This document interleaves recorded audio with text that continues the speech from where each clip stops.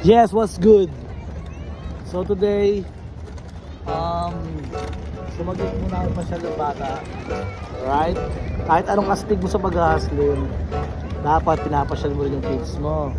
Alright? Huwag kalimutan yun.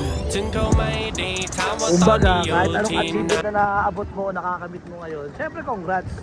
Pero dapat lagi mong isasama ang pamilya mo sa mga bagay-bagay na talaga naman dapat yun talaga ang tunay na panalo.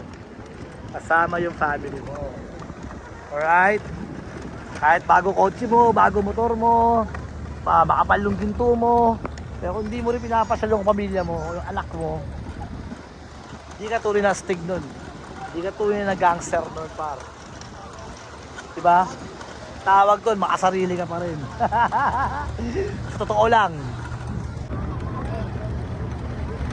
Okay? Kahit anong kapal ng pera mo, kapal ng ginto mo, bago kotse mo, kung hindi mo rin pinapasyal yung anak mo, pamilya mo, wala pre, support ka pa rin nun. Hindi tunay na astig yun. Alright?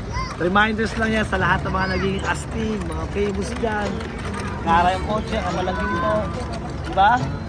Pero yung pamilya mo, ang damot mo, tsaka ang kulipot mo. Sa utak, puso't